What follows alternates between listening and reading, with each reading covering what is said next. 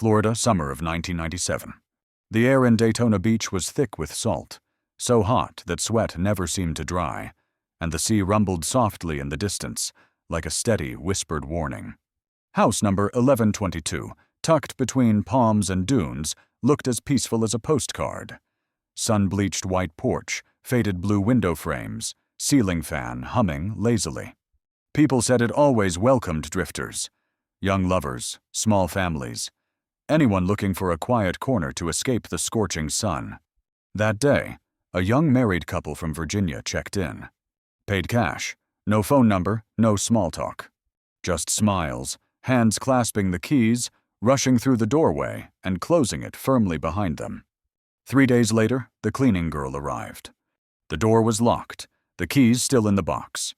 From the crack beneath the door, cold air from the AC seeped out, mingling with the salt, and something else, faintly sweet, faintly sour, impossible to name.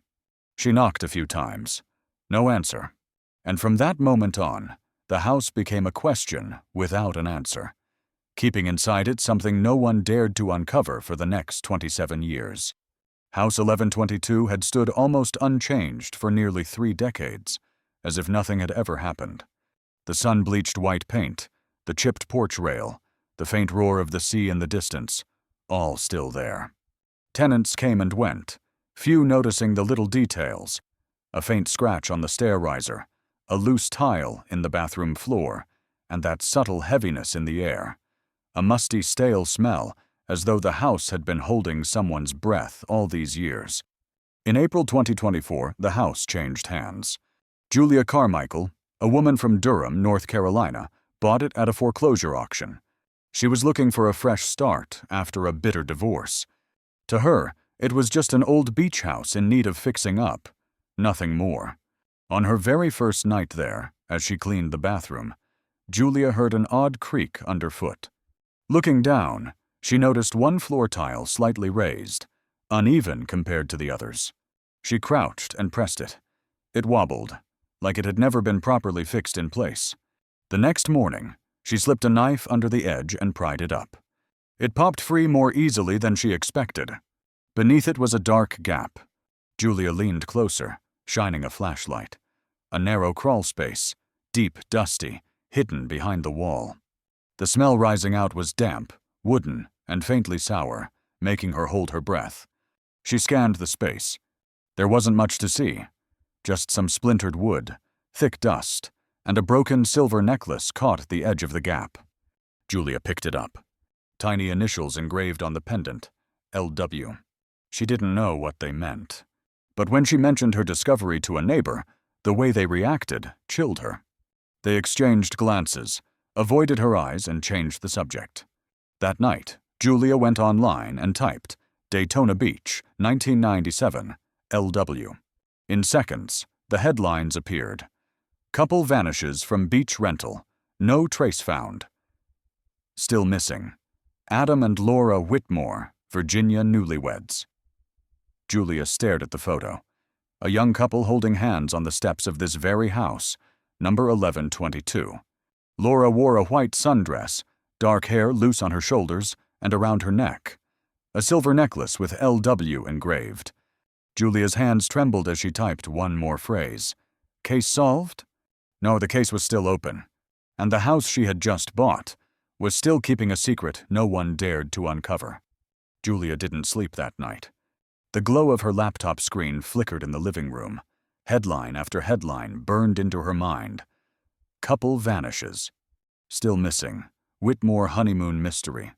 The next morning, she returned to the bathroom with gloves, a flashlight, and a small pry bar. She couldn't explain why. Maybe it was just the need to see. The floor tile was already gone, revealing that dark square opening. Julia crouched, slid inside. The damp smell of rotting wood and earth hit her face. The beam of her flashlight cut through the dust, catching cobwebs clinging to the beams. She had to crawl fully in, keeping her head low, careful not to scrape against the rusty nails. The crawl space was larger than she expected. Roughly 4 or 5 square meters, barely high enough to sit up in, but solidly reinforced. Clearly not just a construction flaw. The floorboards were fitted tightly, the beams nailed evenly. On the left, she saw something odd. The wood bore a series of scratches, aligned in neat rows, as if someone had carved them methodically over time. Beneath the thick dust, she spotted scraps of fabric, a few small metal bits, a lone shirt button half buried. And then her light found something at the far end that made her chest tighten. A loose board, pried open just enough to reveal another small hollow. She reached in and felt something cold and dusty, an old dented tin box. Julia pulled it out, set it on the bathroom floor, took a deep breath, and opened it. Inside was a stack of Polaroids, their edges curled. The top photo showing a young dark-haired woman, wide-eyed in the darkness, clutching her knees, sitting in this very crawl space. The wall behind her bore the same carved tally marks Julia had just seen. The second photo showed the same woman, but now with a bony hand resting on her shoulder, and a man's eyes staring straight into the camera. Julia flipped the stack over quickly, her hands trembling. She didn't need to see more to understand. Someone had been here, and someone else had been watching them. The crawl space seemed to swallow its secret again, but Julia knew now this was bigger than her. She picked up her phone, dialed 911, and looked down at her dust-streaked hands, still clutching the little silver necklace engraved with LW. Julia's call left the Volusia County Sheriff's Office slightly confused at first. A quiet beach house, the site of a vague missing persons case nearly 3 decades old, now suddenly revealing new evidence. The dispatcher assured her they'd send someone to check it out, though the hesitation in his voice was obvious. But within hours, once the name Laura Whitmore appeared in the report, the phones in the investigations office rang off the hook. A name they all knew. A case that had never officially closed, but no one had truly touched for years. The department sent Detective Ruben Rivera, who'd reviewed the cold case files a few years earlier. Ruben had seen countless disappearances and tragedies, but the Whitmore file had always haunted him. A newlywed couple, luggage intact, car in the driveway, every trace of them ending abruptly, as though they'd never existed. He arrived at House 1122 with a small team late in the morning. The sand outside glared white in the sun. The ocean behind them murmured indifferently. But inside, the air was heavy, as if the room had been holding its breath all these years. Julia led him into the bathroom, pointing at the removed tile. In the beam of their flashlights, they could see where the dust had been disturbed, cobwebs torn. The Polaroids Julia had found sat neatly in an evidence bag, alongside the little silver necklace engraved with LW. Ruben lingered over the crawl space, his fingers brushing the wall, where rows of deep, rough tally marks climbed over one another. Clearly no accident. After a long silence, he straightened, scanning the room. Then he nodded to his team. "Seal it off. I need forensics here now." Julia stepped out of the room, watching as the officers strung yellow tape across the entry. As the sunlight cut through the dust rising from the crawl space, she felt it like a door being forced open. Something inside, no longer willing to sleep. Moments later, Ruben came out, hands in his coat pockets, his voice low and hoarse. "We're reopening the case." Julia watched him disappear into the line of squad cars, the steady hush of the ocean behind her. And for a moment, she felt certain that what she'd done here hadn't just disturbed this house. It had rattled a past no one truly wanted to wake. The forensics team arrived that same night. Bright white floodlights lit up the driveway of House 1122, the sand now covered in footprints, yellow tape stretched tight across the yard. Neighbors gathered behind makeshift barriers, whispering about old stories that had never been confirmed. Detective Ruben Rivera leaned against his car, watching closely as technicians crawled into the crawl space. After removing more of the old boards, they uncovered an even narrower passage, a dark slit running deeper into the wall. They called Ruben over. He crouched down and slipped halfway inside. Beyond the damp, moldy wood was a small room. Wooden walls, barely 2 meters high, about 3 meters long. A low plywood bed, a tiny table, and a single bare bulb hung from the ceiling. Everything was thick with dust, But it was clear this was no meaningless void. He stood silently, his eyes sweeping across every detail. The left wall was covered in scratches, hundreds of tally marks, neatly lined in rows. On the floor lay a filthy pink blanket, so frayed in the corner that its stuffing poked through. In another corner was a shattered two-way mirror, mounted on a frame, as if meant to be an observation window. Behind it, they found a narrow gap just wide enough to fit a camera or an eye. On the table sat a dented tin box filled with small sheets of paper, each scribbled in cramped handwriting. Names, dates, and cryptic phrases like session compliant and contamination risk. Reuben picked one up and read it. He knew then what Laura Whitmore had stared at during her final days. This wasn't just a crawl space. It was a holding cell. He took a deep breath, folded the slip of paper, and dropped it into an evidence bag. The flickering light above cast his shadow long across the floor, stretching to the wall lined with endless tally marks. When Reuben finally looked up, he muttered under his breath, as if reminding himself, "This is just the surface." Outside, the ocean still murmured, the salty air whipping across the porch. But now the secret room was out in the open, and Reuben knew something even darker was waiting to be found. News of the secret room at 1122 spread faster than Reuben expected. The local papers ran the headline, "Whitmore case reopened after 27 years." But what Reuben and the team had uncovered went far beyond two missing names. The notes recovered from the hidden room revealed something far more complex. Names no one recognized, codes, dates, cryptic terms like fellowship, operator, session 7. Reuben brought the entire file back to the office and looped in the FBI for cross-checking. The result left the room silent. Many of the names matched unresolved missing persons cases up and down the East Coast from the early 90s. A teenage girl from Chesapeake, a boy from Savannah, even a young man from Wilmington. Cases once thought unrelated now threaded together like a web. One name stood out above the rest, Gregory Kell. The old file listed him simply, a property manager in Daytona Beach who quit shortly after the Whitmore disappearance. No forwarding address, no trace since 1998. But buried in the FBI's internal files, his name had surfaced once, tied to the alias, the operator. Reuben stared at an old black-and-white photo of Kell. A middle-aged man, deep-set eyes, hands clasped on a table, wearing a faint, unreadable smile. Beneath it, a note read, "Believed to move frequently." Suspected of coordinating the fellowship network in the Southeast. It didn't end there. One of the tapes recovered from the secret room, PR Duggager 13, captured a low, gravelly voice giving orders. Clearly, compliant. "She's ready for session 7. Log her." The voice was Kell's. Reuben set the tape down on the table, his eyes fixed on the red letters scrawled across the board above him. The Fellowship. Unmasked. He knew then that what they'd touched wasn't a lone predator.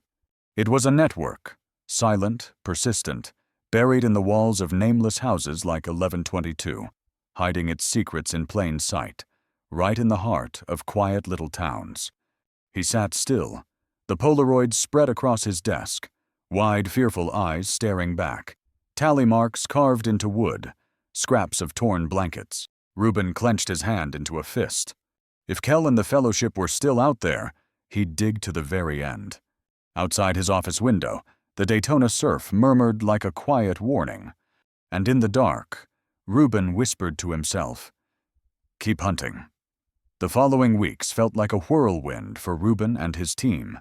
Every abandoned house, every old address circled on Kell's notes, every name in the files, all of them were methodically tracked down and searched.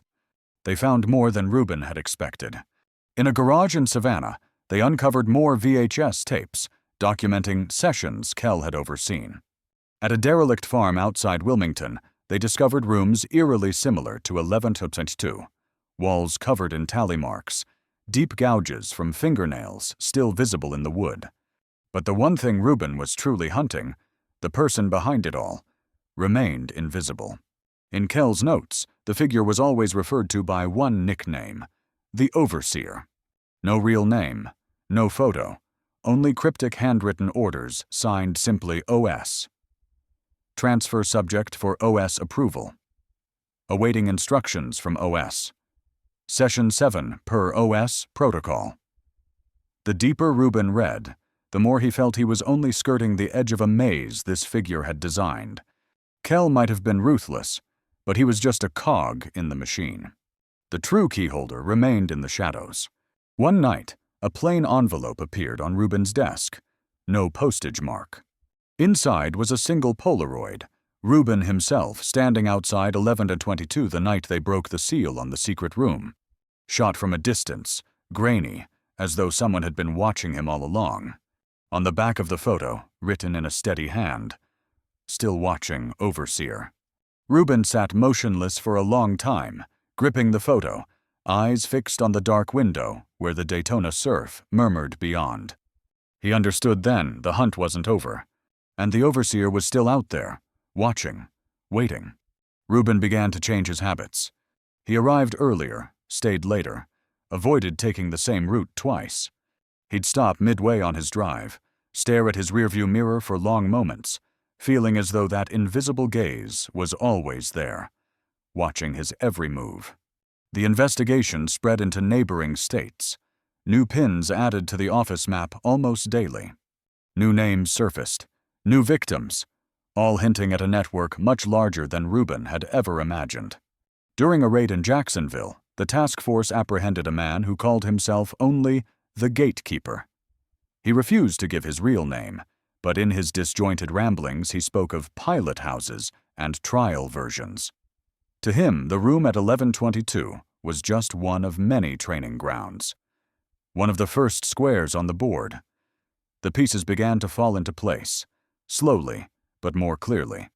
And Reuben realized he wasn't hunting the Overseer. The Overseer was laying the path for him, luring him deeper and deeper until the maze could close in. Each night, Reuben spread the files across his desk, replaying each tape, reading each note, staring at each photograph. He saw the shadow of a single hand, patient, deliberate, pruning and arranging everything like a grand chess game played over 30 years. One night, leaving the office late, Reuben noticed a black car parked across the street. As he stepped outside, the car's engine hummed to life, and it rolled by slowly. The interior lights caught just enough to show a strange face inside, smiling faintly before it melted back into the dark. Reuben stood still for a long time, listening to the distant roar of the surf. He knew he couldn't stop now. The hunt had become his destiny, and no matter how long the Overseer ran, no matter how many traps he laid, Reuben silently promised there would be no maze large enough to keep him safe forever. Reuben had grown accustomed to long nights at his desk, the pale green glow of the neon light casting shadows over the clutter of files. But that night, when a small parcel was delivered directly to the office, with no sender listed, he knew instantly. This was no coincidence. The box was old, wooden, sealed with twine. Inside was a single black VHS tape, its label handwritten in uneven scrawl. PR, Master Number 2. He carried it into the evidence room, slid it into the player. The screen flickered, waves of static, then the image stabilized. The scene was all too familiar. The narrow room at 1122, the harsh yellow ceiling bulb, tally marks carved deep into the walls. But this time, the camera angle was different, wider, as if shot from behind the two-way mirror. The woman in the frame was unmistakably Laura Whitmore. She sat huddled on the filthy pink blanket, her eyes wide and vacant, staring into nothing. There was no confusion, no fear anymore, only silence, as if her soul had been left elsewhere. Then a figure stepped into frame. A gloved hand rested on Laura's shoulder. A low, familiar voice followed. Session complete. Awaiting Overseer approval. The room fell silent, the faint whir of the tape the only sound. Reuben didn't blink as the scene shifted again. Now the room was empty, stripped bare, the walls still lined with tally marks. In the corner, scrawled faintly in pencil, "Help me." The screen flickered once, twice, then went black. Reuben switched off the tape, leaning back in his chair, eyes shut tight. He knew this tape wasn't sent to prove anything. It was sent to remind him the overseer was still one step ahead, still watching. And Reuben knew, if he wanted to unmask him, he'd have to walk even deeper into the dark, into the place the overseer wanted him to go. That night, Reuben left the office later than usual. Case files still covered his desk, notes scribbled with OS stacked beside the second PR tape. He packed everything slowly, stepped out into the parking lot, where the night had fully settled in. The Daytona surf roared faintly in the distance, salty, cold. Reuben stood on the brick walkway that led down to the sand, staring toward the black waves, where the weak moonlight painted only a thin silver ribbon across the water. And then he heard it. Bells, soft, faint, coming from nowhere he could name, as if carried in from the open sea, blending with the tide. 3 chimes, steady. Then silence. He turned back, scanning the lot. No one, no strange cars. No figure standing in the shadows. But he knew the overseer was still out there. Reuben lowered his gaze, drew in a long breath, his hand curling into a fist, his eyes steady now. He told himself, no matter how deep the dark, no matter how long the maze, he would follow it to the very end. The bells rang again. Reuben stepped down onto the sand, his boots sinking into each measured stride, blending with the crash of the waves and those faraway chimes. The hunt wasn't over, and he had never feared the dark.